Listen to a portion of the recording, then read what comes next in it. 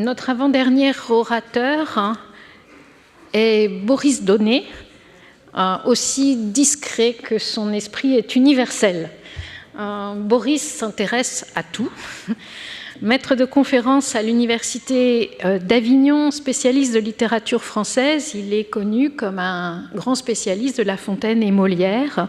Ses derniers ouvrages parus sont une édition des œuvres galantes de La Fontaine dans la collection Folio, sous la direction de Patrick Dandré, et une monographie Molière aux éditions du Cerf, qui est le petit compagnon du Pascal de Pierre Liraud.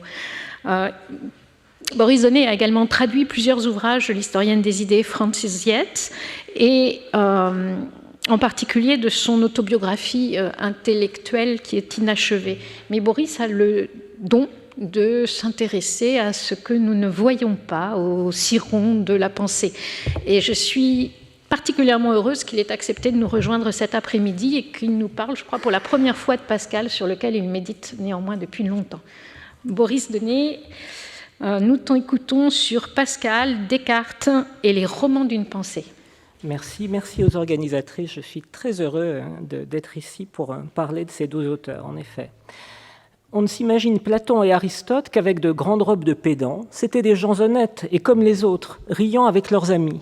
Cette ouverture d'une pensée célèbre suggère quantité d'applications, de transpositions. Ainsi, est-ce que l'on s'imagine Pascal ou Descartes se départir de leur sérieux pour s'attacher à ces ouvrages frivoles que sont les romans, en marge de leur lecture savante ou pieuse, de leurs études et méditations profondes, ces écrivains philosophes se sont-ils abandonnés au charme de ces récits légers, comme tous les honnêtes gens de leur temps ? On ne les voit guère s'intéresser, eux si passionnément engagés dans la recherche de la vérité, à des fictions qui s'affranchissaient même alors souvent de la simple vraisemblance. Mais n'est-ce pas tomber là dans le préjugé dénoncé par Pascal, être incapable de penser que des philosophes, parce que philosophes, ont pu s'occuper d'objets intellectuels communs, décrétés a priori indignes d'eux ? On admettra peut-être qu'il a bien dû leur arriver d'être des lecteurs de romans, mais sans doute se refusera-t-on à envisager que ces lectures aient pu avoir une incidence sur eux en tant qu'auteurs, dans leur écriture, voire, qui sait, dans leur pensée. Il est pourtant manifeste que Descartes et Pascal ont été particulièrement attentifs dans tous leurs écrits au mode de présentation rhétorique et même littéraire de leurs idées.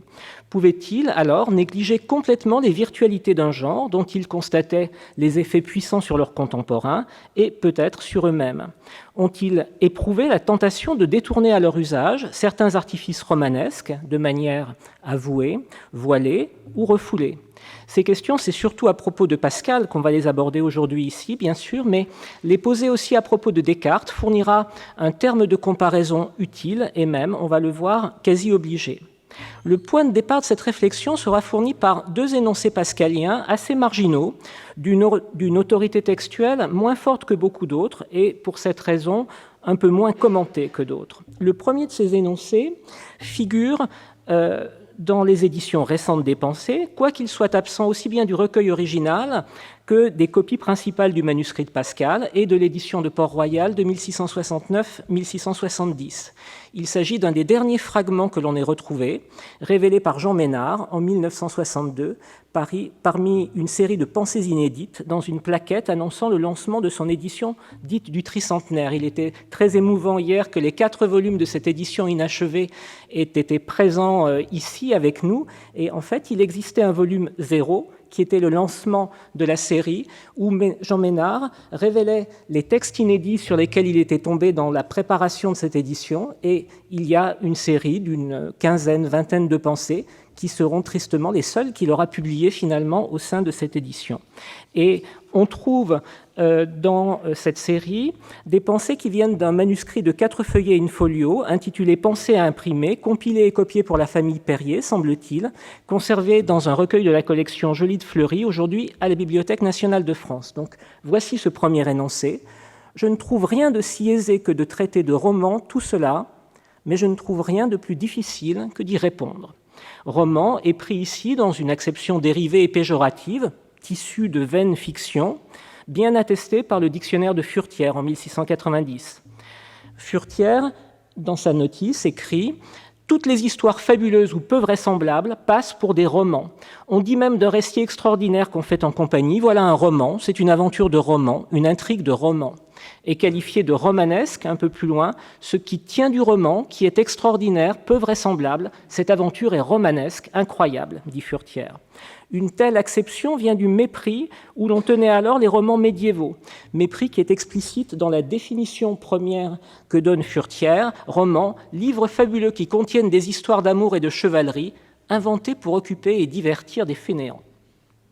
La suite de l'article est tout de même un peu plus nuancée. Après avoir dressé une liste des principaux romans de chevalerie de la fin du Moyen-Âge et de la Renaissance, Amadis de Gaulle et autres, dont il y a une agréable critique dans Don Quichotte, signale Furetière, il ajoute « Nos modernes ont fait des romans polis et instructifs comme l'Astrée de D'Urfé, le Cyrus et Clélie de Mademoiselle de Scudéry, le Paul-Alexandre de Gomberville, la Cassandre et la Cléopâtre de la Calprenède, etc. » Dans ce court fragment pascalien, à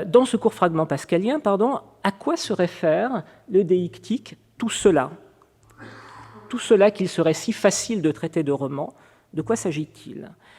Et qui porterait un jugement aussi dédaigneux, mais à la légère, suggère la seconde phrase, c'est-à-dire en se bornant à récuser, ce qui serait bien plus difficile à réfuter. On peut faire l'hypothèse que tout cela se rapporte à un autre élément textuel des pensées dont il aurait été détaché dans les vicissitudes du manuscrit original, fragment qui reste à identifier. S'agirait-il, par exemple, d'un fragment portant sur les miracles, volontiers invoqué à titre de preuve par ceux qui, avant Pascal, entreprennent une apologie de la religion chrétienne, mais les esprits forts, en effet, sont enclins à dénoncer les épisodes miraculeux de la Bible, par exemple, comme autant de fictions naïves. Dans ce cas, si c'était cela qui était visé ici par tout cela, la seconde phrase ne serait pas tellement pertinente. Les incrédules se dispensent de rien répondre à de tels récits, précisément parce qu'ils sont à leurs yeux insuffisants pour prouver quoi que ce soit. Pascal lui-même, d'ailleurs, a parfois quelques réticences à admettre certains miracles et les range alors dans la catégorie des fictions. Ainsi met-il en doute que l'affirmation selon laquelle le texte de l'Écriture, après avoir brûlé dans l'incendie du temple de Salomon, aurait été reconstitué mot pour mot par le prêtre Esdras sous la dictée de Dieu.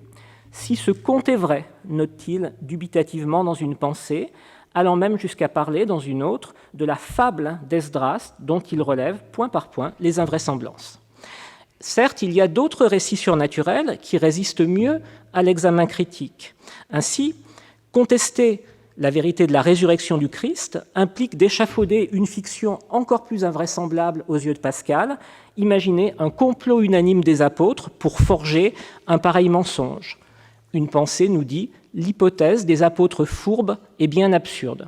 Il est cependant très douteux que le mystère de la résurrection puisse être le référent de notre fragment. On voit mal Pascal le qualifier de roman, même dans une simple note de travail, même dans une accusation formulée au discours indirect pour être aussitôt contestée. Tout cela, que les incrédules risquent peut-être de traiter un peu vite de roman, est-ce que cela pourrait alors renvoyer non pas aux miracles, mais aux prophéties repérées a posteriori dans l'Ancien Testament, une fois qu'elles ont été accomplies par la venue du Christ ? Pascal, dans ses notes de travail, on le sait, s'attache longuement à ce type d'argument, qui lui paraît plus difficile à rejeter a priori que les récits des miracles. Chaque religion, observe-t-il, je cite le fragment 229, « chaque religion veut être crue par sa propre autorité et menace les incrédules. Je ne les crois donc pas là-dessus, mais je vois la chrétienne où je trouve des prophéties, et c'est ce que chacun ne peut pas faire. » En réalité, dans la mesure où constater l'accomplissement des prophéties suppose le plus souvent une lecture figurative de l'écriture qui ne va pas de soi, même ce type de construction argumentative est susceptible d'être considéré comme une simple fiction par les esprits forts. L'efficacité de ce type de preuve reste donc relatif, incomplet, comme Pascal lui-même l'a noté, fragment 423, les prophéties, les miracles mêmes et les preuves de notre religion ne sont pas de telle nature qu'on puisse dire qu'ils sont absolument convaincants, mais ils le sont aussi de telle sorte qu'on ne peut dire que ce soit être sans raison que de les croire, un balancement assez proche de ce qu'on trouve ici. Ce à quoi réfère la pensée retrouvée dans le manuscrit Joly de Fleury semble donc assez flou. Les éditions critiques récentes ne formulent pas d'hypothèse sur la signification de ce fragment dans leur appareil critique. En fait, il semble que seul Jean Ménard, en le publiant pour la première fois en 1962, en ait proposé une interprétation. Allusion probable à l'exposé des preuves historiques de la religion, lisait-on en note, et Gérard Ferrérol, dans son édition, je crois, reprend la note de Jean Ménard pour commenter ce fragment. Tout cela renverrait donc à un référent implicite, présent dans l'esprit de Pascal, mais non explicité par lui particulièrement ailleurs, dans un autre lieu textuel qu'on pourrait identifier dans les pensées. Une hypothèse, peut-être, permettrait tout de même d'articuler ce fragment à l'ensemble des notes formant les pensées, me semble-t-il. Ce serait considérer que tout cela, ce serait précisément cet ensemble lui-même. Cette pensée pourrait constituer une réflexion métatextuelle de Pascal, reprenant quelque temps après l'avoir esquissé son projet d'apologie et cherchant à évaluer sa force persuasive. Ce serait conforme à sa méthode de travail telle qu'il l'a exposée, c'est le fragment 465. « Je ne puis juger d'un ouvrage en le faisant, il faut que je fasse comme les peintres et que je m'en éloigne. » Vu avec un peu de recul, tout cela, l'argumentation apologétique esquissée à grands traits, tient debout, apparaîtra vraisemblable à un esprit rigoureux et exigeant. Il n'est cependant pas impossible que cela soit quand même balayé d'un revers de main, comme un roman, une belle fiction à laquelle son auteur lui-même se sera laissé prendre. Ce coup de force argumentatif permettant de récuser en bloc toute une construction intellectuelle sans la discuter, Pascal en connaissait d'autant mieux le pouvoir redoutable qu'il n'hésitait pas à y recourir lui-même à l'occasion. Et c'est le second énoncé sur lequel ce propos s'appuiera, un énoncé d'autorité moindre que le précédent, puisqu'il s'agit d'un simple propos rapporté, un jugement en forme de mot d'esprit attribué à Pascal par un médecin protestant, Antoine Mangeot. Feu Monsieur Pascal appelait la philosophie cartésienne le roman de la nature, semblable à peu près à l'histoire de Don Quichotte. On peut objecter que ce propos a paru tardivement, plus de 30 ans après la mort de Pascal, dans une lettre de Mangeot à son confrère genevois Daniel Puérari, non datée, publiée posthume en 1696. On peut objecter aussi que la formule « le roman de la nature » pourrait peut-être s'inspirer d'une autre célèbre, le roman de la médecine que Molière prête à Béralde, le beau-frère sceptique d'Argan, dans le Malade imaginaire, qui a été créé 11 ans après la mort de Pascal en 1673. Mais ça peut très bien aussi être une rencontre fortuite et rien n'incite à soupçonner Mangeot d'avoir imaginé cette citation. Il est avéré qu'il a connu Pascal à la fin de sa vie par l'entremise de Madame de Sablé et Pascal lui témoigne beaucoup d'estime dans un billet adressé à celle-ci en janvier 1662. La philosophie cartésienne, roman de la nature, semblable à peu près à l'histoire de Don Quichotte. Le jugement paraît évidemment aussi sévère que le lapidaire Descartes, inutile et incertain, plus connu et plus souvent commenté.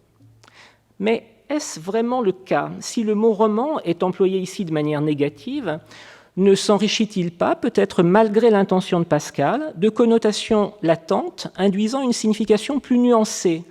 Mangeot lui-même, en fait, prête à la formule une certaine ambivalence. Je donne le contexte qu'on trouve rarement dans les éditions de Pascal qui inventorient les propos rapportés, évidemment en extrayant cela, mais en fait Mangeot glose ce qu'il va citer avant de le citer, et il écrit « Pour moi, je les considère, il s'agit des sentiments de M. Descartes, comme des jeux d'esprit, et je les mets au rang de ces choses ingénieuses qui sont bien trouvées, si elles ne sont pas véritables. » Et il explique, dans le début de la lettre, il met en scène l'opposition entre des sectateurs de Descartes et des ennemis acharnés, et semble lui-même reconnaître certains mérites à Descartes, tout en, évidemment, contestant sa philosophie.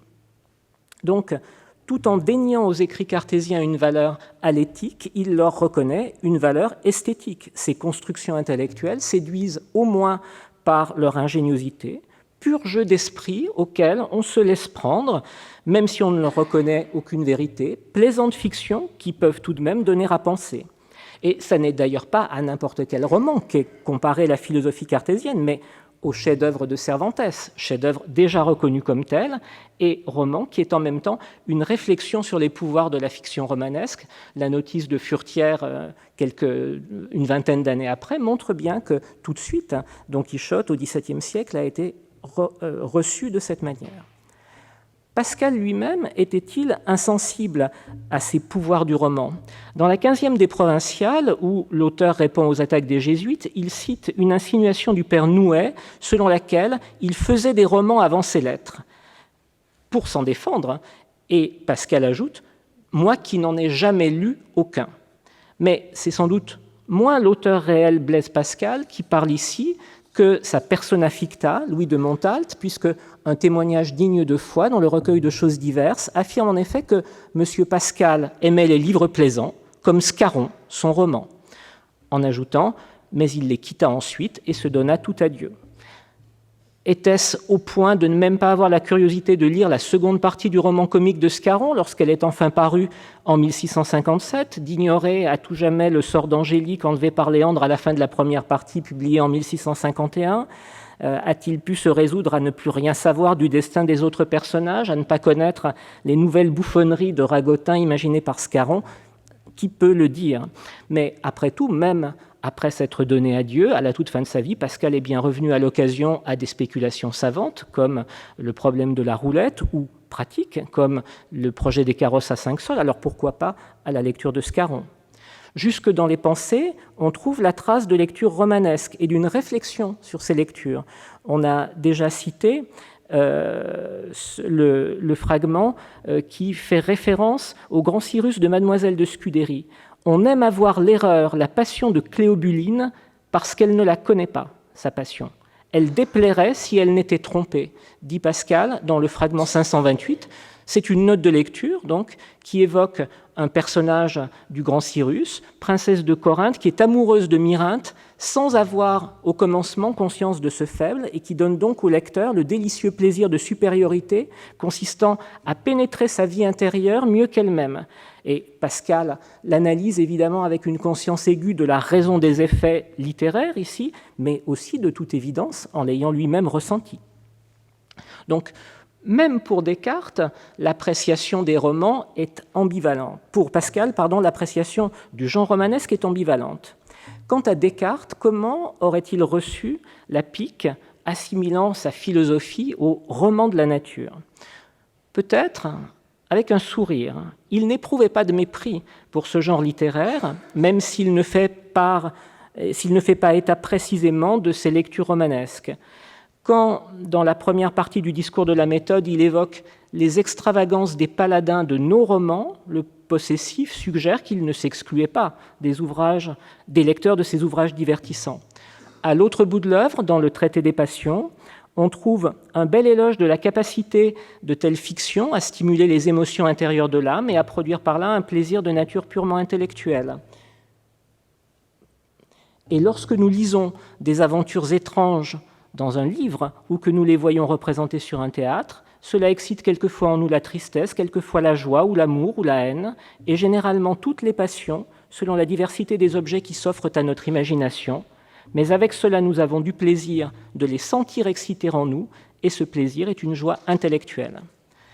La formule « le roman de la nature », employée par Pascal selon Mongeau, aurait même eu de quoi ravir Descartes, à vrai dire. Au début des années 1630, il s'était engagé dans la rédaction d'un ambitieux traité du monde, partant d'une explication de la nature de la lumière pour développer toute sa physique et de là en venir à l'astronomie. Il entendait y exposer un modèle où la Terre est en mouvement, en ayant pleine conscience des risques auxquels cela l'exposait à cette époque. La condamnation de Galilée en 1633 allait finalement l'inciter à abandonner son projet, mais il avait d'abord pensé pouvoir exposer prudemment son système en recourant à l'artifice de la fiction. Dans ce traité, on trouve à la fin du chapitre 5 et au début du chapitre 6 ceci. « Mais afin que la longueur de ce discours vous soit moins ennuyeuse, j'en veux envelopper une partie dans l'invention d'une fable, au travers de laquelle j'espère que la vérité ne laissera pas de paraître suffisamment et qu'elle ne sera pas moins agréable à voir que si je l'exposais toute nue. Tout en protestant de son adhésion à la cosmologie officielle, Descartes imagine Dieu, dans sa puissance infinie, recréant un autre univers selon d'autres lois impliquant le mouvement de la Terre. Permettez donc, pour un temps, à votre pensée de sortir de ce monde pour en venir voir un autre, tout nouveau, que je ferai naître en sa présence dans les espaces imaginaires, annonce Descartes, qui revendique la liberté de feindre cette matière à notre fantaisie. Et plus loin, il écrit aussi « Mon dessein n'est pas d'expliquer, comme les philosophes scolastiques, les choses qui sont en effet dans le vrai monde, mais d'en feindre un à plaisir, qui puisse toutefois être créé, tout de même que je l'aurais feint. » Se donnant explicitement pour une fiction, un roman de la nature, cette fable du monde n'en prétend pas moins rendre compte de la nature réelle du monde et renvoyer au statut de conte invraisemblable les autres récits cosmogoniques, en particulier celui de la Genèse. Ce jeu de renversement devait importer suffisamment à Descartes pour qu'une quinzaine d'années plus tard, vers 1647, il se fasse portraiturer par Jan Baptist Weenix en tenant entre ses mains un grand livre où on peut voir comme le motto d'une devise personnelle la formule « Mundus est fabula », le monde est une fable. Dans ce renversement par lequel la fiction devient le mode paradoxal de dévoilement de la vérité et ruine d'autres fictions abusivement tenues pour vraies, ne rejoint-on pas Don Quichotte? Le roman de Cervantes est en même temps un méta-roman ou un anti-roman. La formule même d'anti-roman sera forgée un peu après, dès les années 1630 par Sorel pour une sorte de transposition en français du principe de Don Quichotte. Et ici, Descartes met le pouvoir Descartes, de la même manière que Cervantes, retourne la fiction contre elle-même. Cervantes avait mis le pouvoir de séduction du récit fictif au service d'une critique du romanesque et de l'inclination de l'esprit humain à s'abandonner à des illusions. Ce rapprochement avec Don Quichotte peut avoir des prolongements assez suggestifs que je n'ai pas le temps d'explorer, mais par exemple, on a pu relever que peut-être le malin génie présent dans les méditations métaphysiques présentait des analogies et aurait pu être inspiré par un épisode du second livre de Don Quichotte où un malin enchanteur vient fausser les perceptions rétablies de Don Quichotte. Dans le premier livre, Don Quichotte, dans son délire, voit une paysanne quelconque en beauté non pareille, Dulcinée. Dans le second livre, sa perception s'est rétablie et il voit bien qu'il a devant lui une vulgaire paysanne, mais à ce moment-là, il explique à Sancho Panza que c'est parce qu'un malin enchanteur, dans le texte espagnol, c'est Maligno Encantador, un malin enchanteur a métamorphosé uniquement pour lui le réel, pour lui faire voir de manière dégradée sa belle Dulcinée. Et quand le malin génie vient leurrer le sujet et emprisonner peut-être son esprit dans un tissu d'illusions, on a quelque chose qui est une situation tout à fait quichotesque d'une certaine façon. Voilà qui nous rappelle combien les apparences peuvent être trompeuses, et justement, même si le rapprochement entre la fable du monde du traité inachevé de Descartes et la formule de Pascal semble frappante, il est en réalité quasi certain que Pascal n'avait pas en tête la fable du monde de Descartes en prononçant le jugement spirituel que Manjot nous a rapporté.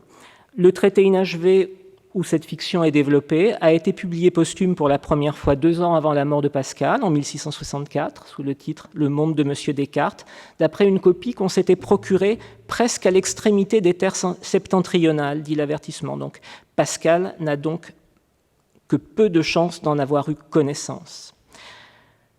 Mais l'assimilation de la philosophie cartésienne à un roman et la comparaison plus précise avec Don Quichotte pourraient malgré tout dériver de Descartes lui-même, indirectement, via, là encore, un propos rapporté.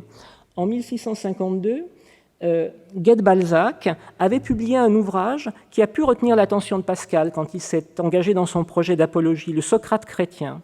Ce recueil composite comprenait une lettre de Balzac à Descartes, fort ancienne, datée de fin mars 1628, et l'épistolier terminait cette lettre en rappelant au philosophe sa promesse de lui envoyer un ouvrage auquel il avait annoncé travailler. Au reste, monsieur, souvenez-vous s'il vous plaît de l'histoire de votre esprit. Elle est attendue de tous nos amis. Il y aura plaisir à lire vos diverses aventures dans la moyenne et dans la plus haute région de l'air, à considérer vos prouesses contre les géants de l'école, le chemin que vous avez tenu, le progrès que vous avez fait dans la vérité des choses, etc. Est-ce Gued Balzac qui badine en présentant ce projet d'autobiographie intellectuelle comme une parodie de roman héroïque, ou bien ne fait-il que transcrire une intention dont Descartes lui-même lui aurait fait part ? Les allusions de détail évoquent peut-être plutôt le Roland furieux de l'Arioste, où Roger, dans les airs, chevauchant l'hippogriffe, poursuit un géant qui vient d'enlever Bradamante. Mais le pluriel « les géants », évidemment, évoque irrésistiblement l'épisode emblématique du Quichotte. Une dizaine d'années après cette lettre, le discours de la méthode est une réalisation du projet annoncé « L'histoire de votre esprit », sur un mode plus sérieux que celui que laisse présager cette lettre. Mais la composante romanesque n'en a pas disparu pour autant. Dès les premières pages, Descartes annonce en effet qu'il ne propose cet écrit que comme une histoire, ou si vous l'aimez mieux, que comme une fable. Fable, le terme qu'il privilégiait pour son traité du monde et qui, sous sa plume, doit être pris dans le sens général de fiction.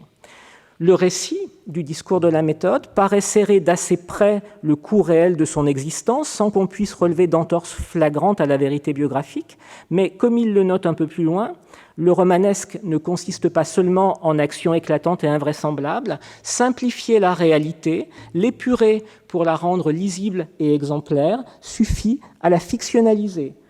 Outre que les fables font imaginer plusieurs événements comme possibles qui ne le sont point, et que même les histoires les plus fidèles, si elles ne changent ni n'augmentent la valeur des choses pour les rendre plus dignes d'être lues, au moins en omettent-elles presque toujours les plus basses et moins illustres circonstances, d'où vient que le reste ne paraît pas tel qu'il est. Si ce qui est annoncé dans le titre comme un discours prend en fait la forme d'un récit à la première personne, de tonalité légèrement héroïque, c'est que Descartes a manifestement réfléchi aux effets d'un tel dispositif. Il n'y a pas seulement là une stratégie un peu vague de séduction d'un public non spécialiste, habitué à lire plutôt ce genre de livres. Des déclarations incidentes dans d'autres textes, plus tardifs, montrent avec quel soin il a conçu le pacte de réception de ses ouvrages majeurs. Plutôt qu'exposer méthodiquement une doctrine, mieux vaut en mettre en scène la découverte afin de bénéficier de la tension propre à la narration. Il théorise cette stratégie dans les réponses aux secondes objections des méditations métaphysiques, répondant à une remarque selon laquelle il aurait mieux fait d'exposer sa pensée métaphysique selon la méthode des géomètres. Il oppose deux grands modes de présentation de la pensée, l'un qui se fait par analyse ou résolution et l'autre par la synthèse ou composition.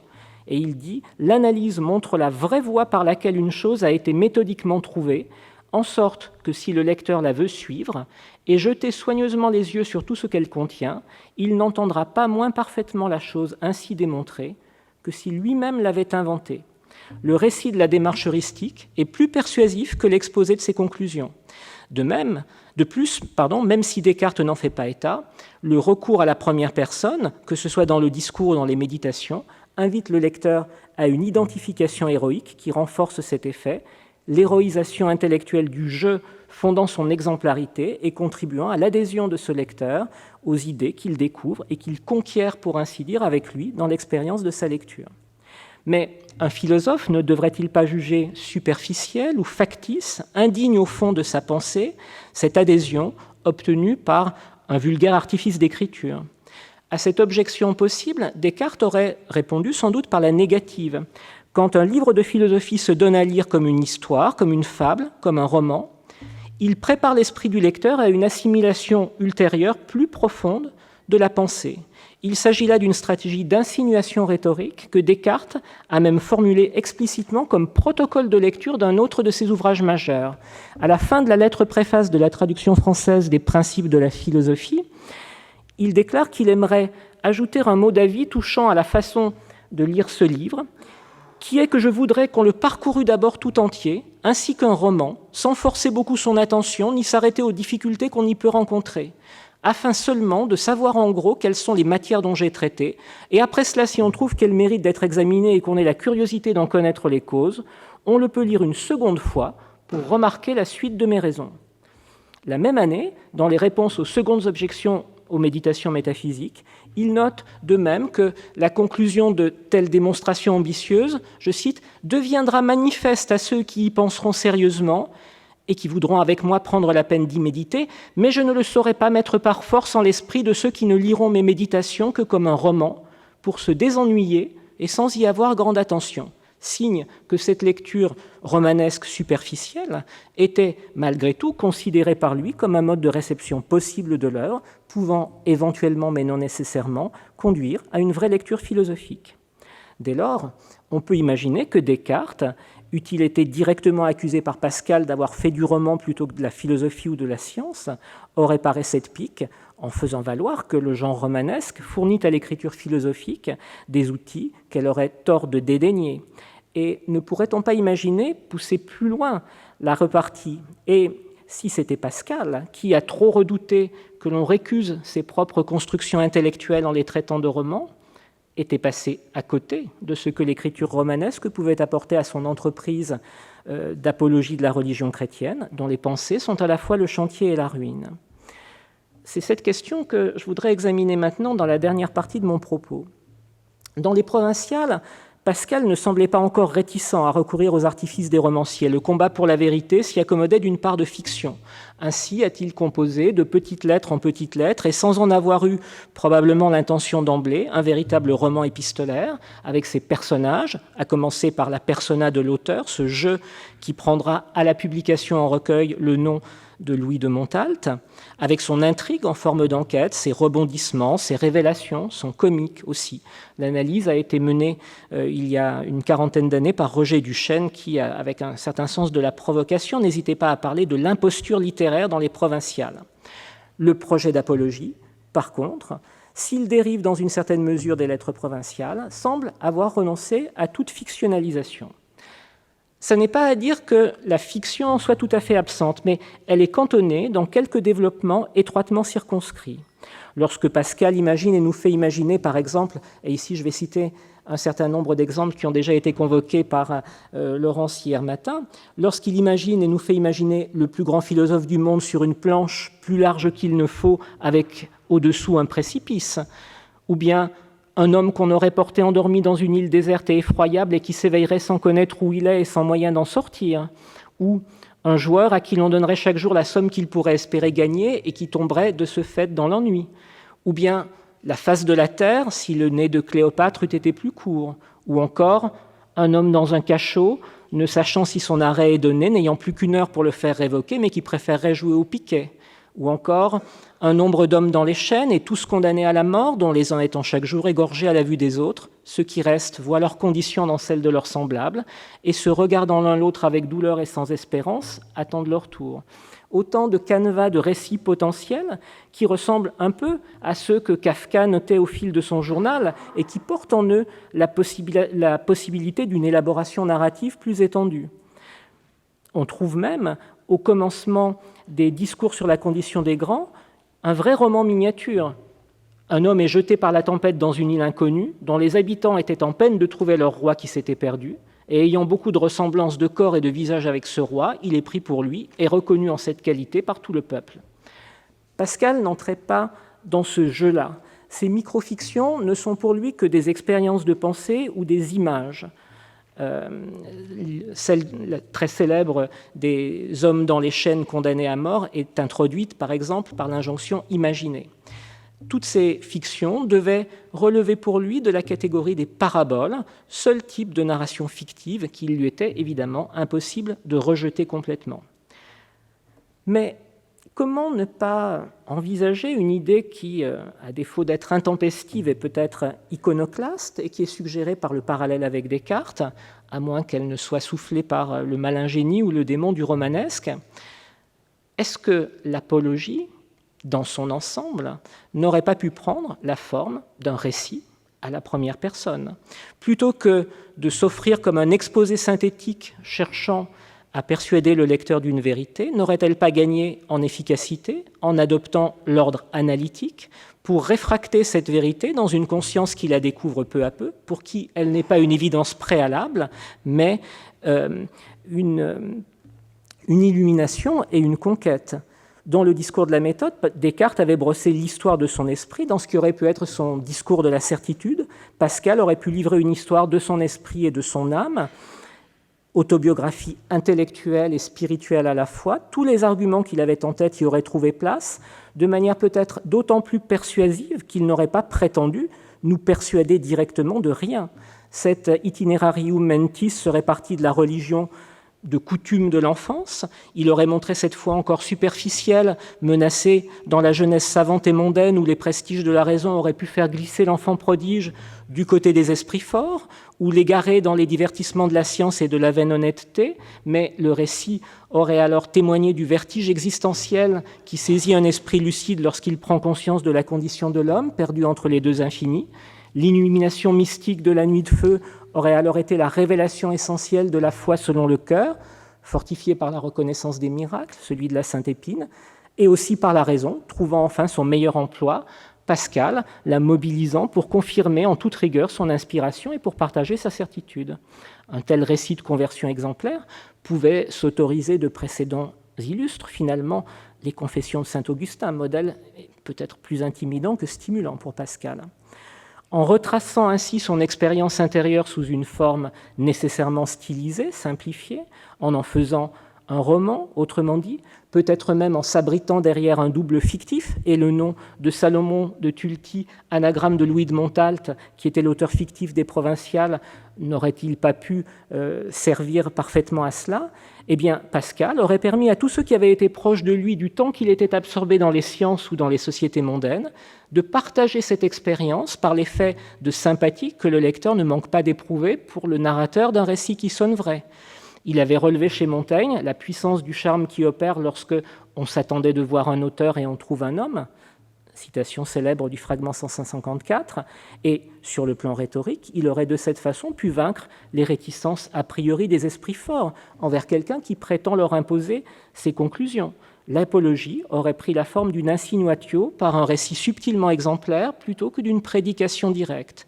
Emporté par la dynamique de la narration, le lecteur, on le sait, suspend sa vigilance critique, il n'accepte pour vrai ni ne rejette comme faux ce qu'il lit, qui s'imprime dans son esprit. Le contrat de lecture implicite l'amène à entrer dans les sentiments et les pensées du héros pour le temps de sa lecture, et c'est déjà implanté en lui un certain nombre d'idées qui pourront germer ensuite. Cette option romanesque n'aurait-elle pas traversé Pascal à certains moments quand il couchait ses idées sur le papier?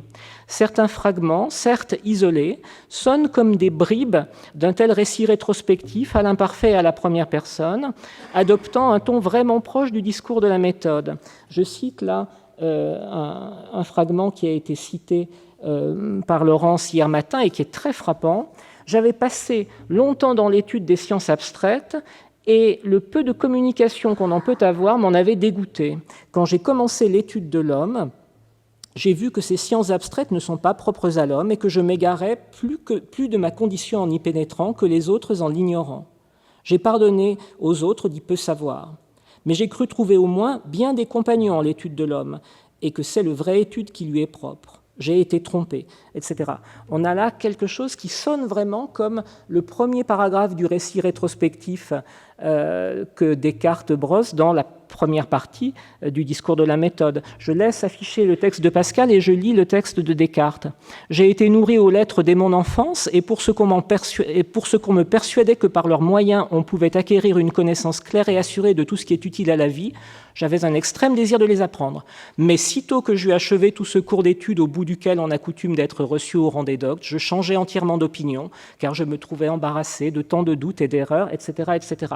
On a vraiment une même construction, des phrases qui ont la même allure, de la même façon qu'on voit Pascal parfois stimulé par tel passage ou telle phrase de Montaigne et la réécrire autrement. C'est comme si ici, il s'était essayé lui-même à écrire quelque chose dans l'esprit du commencement du discours de la méthode. Le jeu, en tout cas, est bien ici celui de la confidence autobiographique, et non pas le jeu transparent du sujet philosophique ou le jeu magistral de l'apologète. Même impression dans un autre fragment qui est entièrement barré sur le manuscrit. J'ai passé longtemps de ma vie en croyant qu'il y avait une justice, et en cela je ne me trompais pas, car il y en a selon que Dieu nous l'a voulu révéler. Mais je ne le prenais pas ainsi, et c'est en quoi je me trompais, car je croyais que notre justice était essentiellement juste, etc. Mais je me suis trouvé tant de fois en faute de jugement droit. Dans d'autres fragments, Pascal se raconte un peu moins, mais il met en scène à la première personne le mouvement de sa pensée. Ayant considéré d'où vient qu'il y a tant de faux miracles, de fausses révélations, sortilèges, etc., il m'a paru que la véritable cause est qu'il y en a de vrais. C'est le cas aussi de l'ouverture du célèbre développement sur le divertissement. Quand je m'y suis mis quelquefois à considérer les diverses occupations des hommes, j'ai dit souvent, mais quand j'ai pensé de plus près et qu'après avoir trouvé la cause de tous nos malheurs, j'ai voulu en découvrir la raison, j'ai trouvé, etc. Un fragment sonne même un peu comme une esquisse cursive de ce qu'aurait pu être l'aboutissement de cet itinéraire spirituel, rédigé cette fois au présent. Dès là, cette religion m'est aimable et je la trouve déjà assez autorisée par une si divine morale, mais j'y trouve de plus. Plus je les examine, les livres de l'Ancien Testament, plus j'y trouve de vérité. Et ainsi, je tends les bras à mon libérateur et par sa grâce, j'attends la mort en paix. Pascal n'a donc pas complètement ignoré l'option d'un roman de la conversion. Il en a même jeté quelques germes dans ses brouillons. Mais cette option, il l'a presque aussitôt évidemment écartée. Les fragments de vraie narration à la première personne sont peu nombreux, isolés, l'un d'eux est biffé. D'autres dispositifs énonciatifs ont été privilégiés, dialogue avec un destinataire potentiel, exposé argumentatif impersonnel, prosopopée de la sagesse divine, etc. Pourquoi ce rejet ? Deux raisons majeures se laissent deviner. Via Veritas rappelle un fragment lapidaire, 172. Son livre voulait conduire le lecteur vers le Christ, qui se présente lui-même comme la voie et la vérité dans l'Évangile selon saint Jean. Pascal n'aura pas voulu mener à cette vérité par rien de fictionnel. Comment en montrer le chemin en s'appuyant si peu que ce soit sur l'imagination, cette faculté trompeuse, maîtresse d'erreurs et de fausseté. Un fragment où Pascal critique le pyrrhonisme formule très explicitement ce refus catégorique d'adultérer ainsi la vérité. À propos du pyrrhonisme, chaque chose est ici vraie en partie, fausse en partie. La vérité essentielle n'est point ainsi. Elle est toute pure et toute vraie. Ce mélange la déshonore et l'anéantit. Et même en se refusant à transiger avec la vérité, peut-on d'ailleurs tout raconter en lui étant absolument fidèle ? Comment, en particulier, Pascal aurait-il pu partager sans l'altérer une expérience indicible ou trop intime pour être communiquée, comme la nuit de feu ? D'un autre côté, glisser sur ce moment majeur d'inspiration revenait à fausser le récit. Il ne pouvait pas le savoir, mais c'est peut-être ce qu'a fait Descartes dans le discours de la méthode en supprimant les songes visionnaires qu'il avait notés dans un petit registre en 1619 et qui nous sont connus par une copie qu'en avait fait établir Leibniz. À ces difficultés déjà insolubles s'ajoutait une seconde réticence touchant l'emploi de la première personne. Le moi est haïssable, on le sait. Fragment 494. C'est évidemment un point majeur de la critique de Montaigne dans les Pensées, mais Pascal y développe plus généralement sa défiance vis-à-vis des philosophes qui ont voulu, je cite, « être aimés et admirés des hommes ». Et sûrement rangeait-il Descartes parmi eux. Ils ne connaissaient pas leur corruption, écrit-il, et cette corruption est même encore plus grande s'ils sont pénétrés des vérités de la foi, je cite encore, « Quoi ? Ils ont connu Dieu et n'ont pas désiré uniquement que les hommes l'aimassent, mais que les hommes s'arrêtassent à eux. » Son horreur du moi ne se lit nulle part mieux qu'au détour d'une page de la Logique de Port-Royal, où Arnaud et Nicole apportent ce témoignage. Feu Monsieur Pascal, qui savait autant de vraie rhétorique que personne n'en ait jamais su, portait cette règle de ne point parler de soi, jusqu'à prétendre qu'un honnête homme devait éviter de se nommer et même de se servir des mots de « je » et de « moi », et il avait accoutumé de dire à ce sujet que la piété chrétienne anéantit le moi humain et que la civilité humaine le cache et le supprime. Voilà qui oblitérait tout à fait la possibilité de voir Pascal mettre en récit à la première personne son cheminement spirituel pour vivre dans l'idée des autres d'une vie imaginaire à valeur exemplaire.